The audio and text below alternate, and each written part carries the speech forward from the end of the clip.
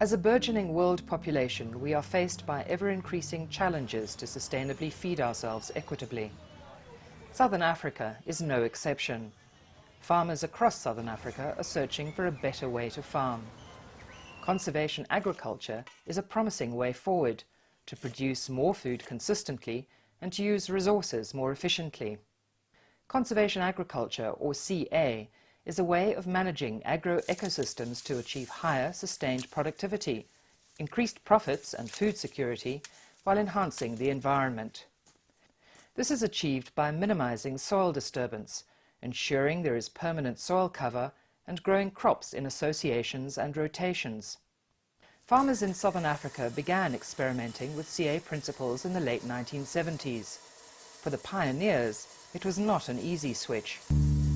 You try and change a system halfway through your life or something, it doesn't change easy, especially when it's your whole living that is dependent on it. Oupa Grootjie used to plow, and that is how we did it, and we've always survived. And now you come along, somebody says, don't till, don't do anything, just plant. You can't do it. I was struggling, because I can tell you that CA came at the time when I was desperate, struggling to provide food for the household. Yeah, well, we were quite lost in the beginning. We didn't have the technical backing we have now in the form of chemicals, in the form of machinery, and just the internet.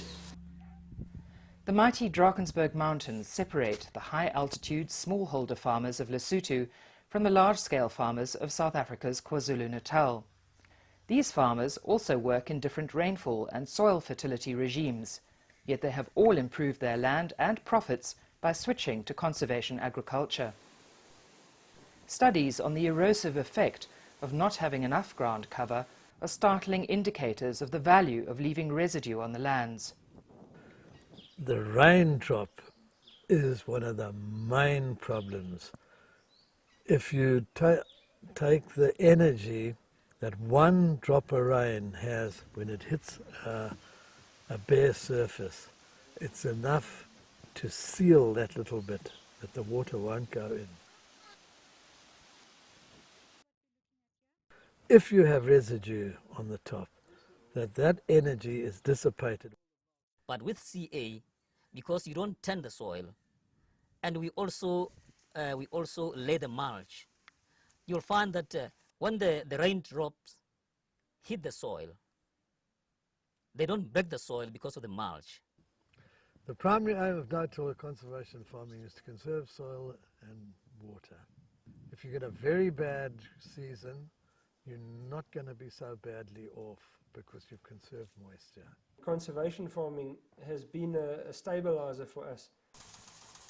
Under CA, both small and large-scale farmers make savings on input and labour costs. The one main thing was finance. It was much, much cheaper to produce a crop on no-till than in conventional. And the thing that made me so positive is when I heard that it was less costly doing it in terms of inputs and planting. It's on your long-term costs, like the tractors, on your capital costs.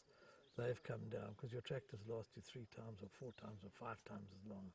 And by the time you've finished, your tractor's old and you're going to throw it away, you've still got the same tyres on. You haven't changed your tyres. The first thing we noticed was the neighbours' tractors were growling at 11 o'clock at night while I'm lying in bed. You've got a small tractor running through a field in a few hours, and the planter comes along and plants. Not 2, 3, up to 5 operations of tillage before the field is ready to plant. As food prices and demand rise around the globe, the pressure is on for farmers to get better yields. Even the smallest subsistence farmer knows that he will do no-till successfully above conventional tillage, because it takes a lot of power and work to turn that soil.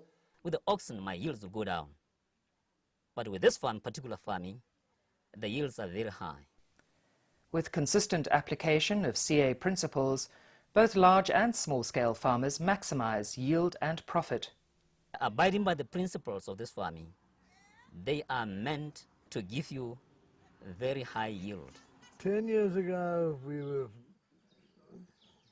the 10-ton club was a mark. Everybody was looking to get 10 tons. Today it's a norm. Let me tell you that the first time I tried it, the results were very, very incredible, because now the yield increased from that 60 kg to 340 kg. And the second year, it increased from 340 to 560 kg. There is one constant that bedevils farmers that can be overcome with effective management. Weeds, weeds, weeds, weeds, weeds, weeds. I've seen more crops of anything than fail because of weeds than any other thing. Then we asked ourselves a question. We said, why did man first till? And everybody thinks he first tilled to make a seed bed for his seeds and plants and everything. He didn't. He first tilled to stop the competition from the natural vegetation. It's probably the most important aspect of no-till farming, is to control the weeds. But having said that, it gets easier and easier. With tillage, you're turning over the soil, so you're bringing new weed seeds to the germination zone. And so with no-till, you're not disturbing any soil, very little in fact. And so there's less seeds getting pushed into a germination zone. So you will always have weeds, but they become easier to manage, and with experience, you select your herbicides correctly and use them responsibly, and you have success. During this last 2 months, I've been weeding. As you can see that it's weeded here. You'll find that where you have laid the mulch, when you open that, you remove the mulch, there's no weeds. That is why it's been easy for me this side. For CA farmers, further steps to balance their lands are clear. The next step, I would feel, is looking at biological control of the diseases, the nematodes, and even further than insect pests. Interestingly, we eventually found that root diseases looked like the most limiting factor to our maize production. It's amazing the number of crops that farmers are using worldwide, up to a 5-crop rotation. And we as South Africans would sniff at that and say, oh, we plant maize and soybeans. But we've just discovered that maize and soybeans are hosts to the nematode that we have, that root knot nematode. What we're looking at is cover crops that will have allelopathic effect on roots of weeds. The example they set is encouraging others to take to conservation agriculture. A few years ago, we could count on our one hand the number of no-till farmers in the district. And now in the 2 districts, you could count on one hand the farmers that are still doing the old way of tillage. I want to put it another way. If you see your soil as a living organism, you're going to treat it a hang of a lot differently to how we have been treating it in the past.